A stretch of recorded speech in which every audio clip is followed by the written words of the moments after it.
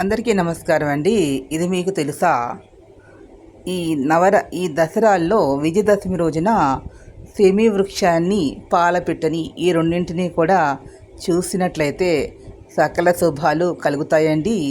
అంటే ఇక్కడ మనకి ఈ బ్రహ్మ ముహూర్తంలో పాలపిట్ట కనిపిస్తే శుభాలు జరుగుతాయని చెప్తారు. బ్రహ్మ ముహూర్తంలో అందరూ కూడా చూడలేరు కాబట్టి మళ్ళీ బ్రహ్మముహూర్తం తర్వాత మళ్ళీ సాయంకాలం వేళ, అంటే సాయంకాలం 5 ఆ సమయంలో సెమీ వృక్షానికి పూజ చేస్తూ ఉన్నప్పుడు, సెమీ వృక్షాన్ని పూజ చేసి నమస్కారం చేసి అక్కడ కూడా పాలపిట్ట ఉన్నట్లయితే ఆ రెండు కూడా శుభసూచకాలు అయ్యి వాళ్ళ జీవితాల్లో అన్నీ కూడా విజయాలు ఆ రోజు నుంచి లభిస్తాయని, ఆటంకాలన్నీ తొలగిపోతాయని ఒక విశ్వాసం అయితే ఉంది. పాలపిట్ట అనేది సకల శుభాలను కలిగించేటటువంటిదండి. ఆ రంగు కూడా చాలా శుభాలే. అదేవిధంగా సెమీ వృక్షం కూడా అంతే శుభాలని ఇస్తుంది. ఈ రెండు చూసిన వాళ్ళకి శుభం జరుగుతుంది అంటారు. మన తోటలో ఎక్కడైనా పాలపిట్ట ఏదో మొక్క దగ్గర కనిపించినా చాలు మనకి విజయం చేకూరుతుంది. Please subscribe.